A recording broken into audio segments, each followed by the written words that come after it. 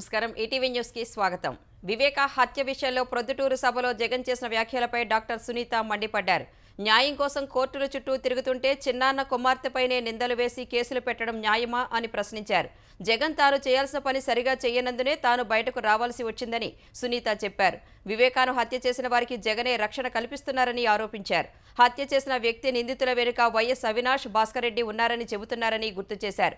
మీ పేరు బయటకు వస్తుందని సీబీఐ విచారణ కోరట్లేదా అని జగన్ను ప్రశ్నించారు. చిన్నాన్నను చంపించిన వ్యక్తికి ఓటు కోరడం తప్పుగా అనిపించట్లేదా అని అడిగారు. సానుభూతి కోసమే ఎన్నికల వేళ చిన్నాన్న పేరు తెరపైకి తెస్తున్నారని ఆరోపించారు.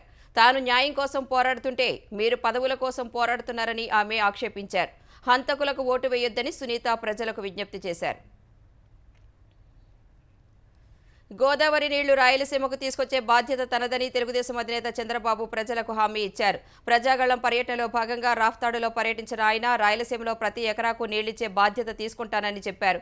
తెలుగుదేశం హయాంలో రాయలసీమలో సాగునీటి ప్రాజెక్టులకు 12,000 కోట్లు ఖర్చు పెడితే జగన్ 5 ఏళ్లలో 2,000 కోట్లు కూడా ఖర్చు పెట్టలేదని ఆరోపించారు. వైకాపా ప్రభుత్వం పోలవరాన్ని గోదావరిలో ముంచేసిందని చంద్రబాబు దుయ్యబట్టారు. జగన్ను రాయలసీమ ద్రోహిగా అభివర్ణించారు. అక్రమ కేసులు, బెదిరింపులకు భయపడవద్దని సూచించిన ఆయన జగన్ను ఇంటికి పంపడమే అందరి లక్ష్యం కావాలని పిలుపునిచ్చారు.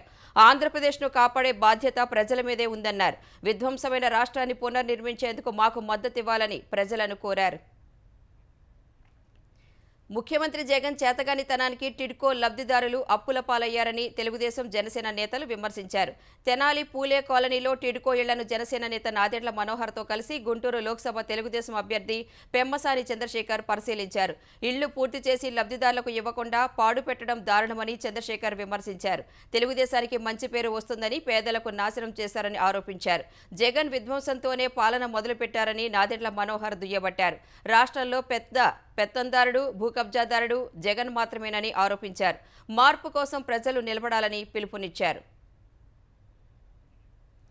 ఆంధ్రప్రదేశ్లో లోక్సభ, అసెంబ్లీ ఎన్నికలను దృష్టిలో పెట్టుకుని 3 ప్రత్యేక పరిశీలకులను కేంద్ర ఎన్నికల సంఘం నియమించింది. ప్రత్యేక పోలీస్ పరిశీలకుడిగా దీపక్ మిశ్రాను నియమించిన ఈసీ ప్రత్యేక సాధారణ ఎన్నికల పరిశీలకుడిగా రామ్మోహన్ మిశ్రాను ఎంపిక చేసింది.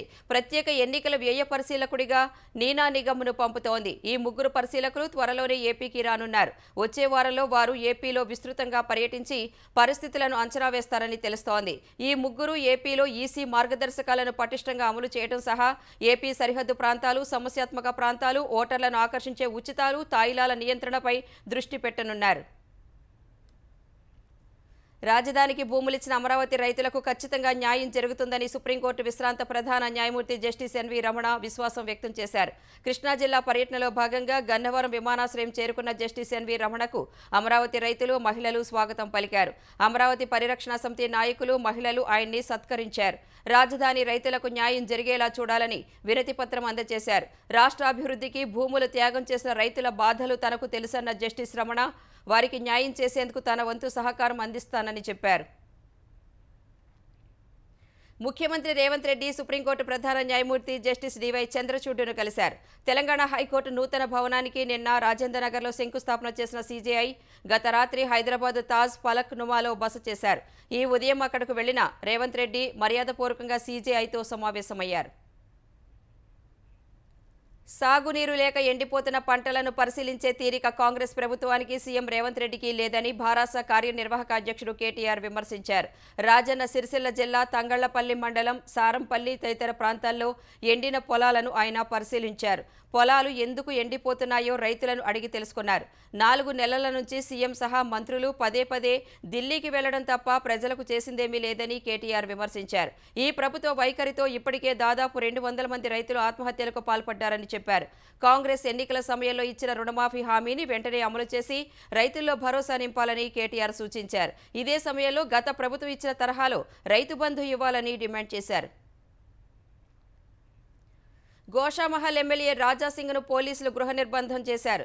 చెంగిచెర్లకు వెళ్లి అక్కడ బాధితులను పరామర్శించేందుకు వెళుతుంటే తనను అడ్డుకొని హౌస్ అరెస్టు చేశారని రాజాసింగ్ మండిపడ్డారు. పోలీసులు ఏకపక్షంగా వ్యవహరిస్తున్నారని అన్నారు.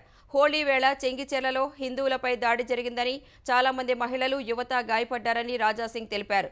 8వ నిజాం కేసీఆర్ హయాంలో హిందువులపై దాడి జరిగిందని, ఇప్పుడు రేవంత్ రెడ్డి హయాంలో కూడా హిందువులపై దాడి జరిగిందన్న ఆయన హిందువులపై దాడులు చేస్తే చూస్తూ ఊరుకోబోమని హెచ్చరించారు. హిందువులపై పెట్టిన కేసులు ఎత్తివేయాలని కోరారు. తెలంగాణ రాజకీయాల్లో కలకలం రేపుతున్న ఫోన్ ట్యాపింగ్ కేసులో కీలక పరిణామం చోటు చేసుకుంది. ఈ కేసులో మరో 2 పోలీస్ అధికారులను దర్యాప్తు అధికారులు అదుపులోకి తీసుకున్నారు. మాజీ టాస్క్ ఫోర్స్ డీసీపీ రాధాకిషన్ రావు, సీఐ గట్టు మల్లును అదుపులోకి తీసుకున్న పోలీసులు వారిని బంజారాహిల్స్ పోలీస్ స్టేషన్లో ప్రశ్నిస్తున్నారు. ఈ కేసులో కీలక నిందితుడైన డీఎస్పీ ప్రణీత్ రావుతో వారికి ఉన్న సంబంధాలపై దర్యాప్తు అధికారులు రాధాకిషన్ రావు, గట్టు మల్లును ప్రశ్నిస్తున్నట్లు తెలుస్తోంది. ఈ ఇద్దరిని గత రాత్రే పోలీసులు అదుపులోకి తీసుకున్నట్లు తెలుస్తోంది. ఈ కేసులో ఇప్పటికే 2 అదనపు ఎస్పీలు భుజంగరావు, తిరుపతన్న, ఎస్ఐబి మాజీ డీఎస్పీ ప్రణీత్ రావును అరెస్టు చేసిన పోలీసులు వారిని 5 రోజులు కస్టడీకి ఇవ్వాలని కోర్టులో పిటిషన్ వేశారు.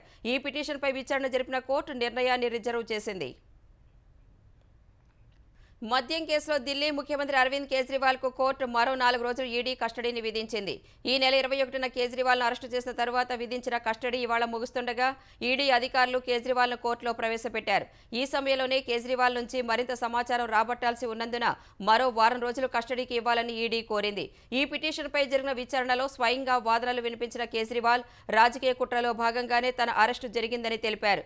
ఈ కేసులో అప్రూవర్గా మారిన శరత్ చంద్రారెడ్డి భాజపాకు 55 కోట్ల రూపాయలు ఇచ్చారని, అందుకు తన వద్ద ఆధారాలు ఉన్నాయని తెలిపారు. ఆమ్ ఆద్మీ పార్టీ అవినీతిలో కూరుకుపోయిందని దేశ ప్రజల ముందు ఓ పొగతెర సృష్టించారని కోర్టుకు తెలిపారు. ఈడీ వాదనలు కూడా విన్న కోర్టు కేజ్రీవాల్ను మరో 4 రోజులు కస్టడీకి ఇచ్చేందుకు అనుమతించింది. అటు మద్యం కేసులో ఈడీ అరెస్టు చేసినందున అరవింద్ కేజ్రీవాల్ సీఎం పదవికి రాజీనామా చేసే విధంగా ఆదేశించాలని దాఖలైన పిటిషన్ను ఢిల్లీ హైకోర్టు కొట్టేసింది. ఈడీ కస్టడీలో ఉన్నారనే కారణంతో ప్రభుత్వాన్ని నడపకుండా అడ్డుకోలేమని కోర్టు స్పష్టం చేసింది. సార్వత్రిక ఎన్నికల్లో భాగంగా 2వ విడత పోలింగ్ జరిగే 88 లోక్సభ స్థానాలకు ఇవాళ ఎన్నికల నోటిఫికేషన్ విడుదలైంది. మొత్తం 12 రాష్ట్రాల్లోని ఆయా స్థానాల్లో నామినేషన్ల ప్రక్రియ ప్రారంభమైంది. ఏప్రిల్ 26న 2వ విడత లోక్సభ ఎన్నికలకు పోలింగ్ జరగనుంది. ఈ విడతలోని స్థానాల్లో ఏప్రిల్ 4 వరకు నామినేషన్ దాఖలు చేయవచ్చని ఈసీ తెలిపింది. ఏప్రిల్ 5న జమ్మూ కశ్మీర్ మినహా నోటిఫికేషన్లో పేర్కొన్న రాష్ట్రాలు, కేంద్రపాలిత ప్రాంతాల్లో నామినేషన్ పత్రాల పరిశీలన ఉంటుందని వెల్లడించింది. జమ్మూ కశ్మీర్లో ఏప్రిల్ 6న నామపత్రాల పరిశీలన జరగనుంది.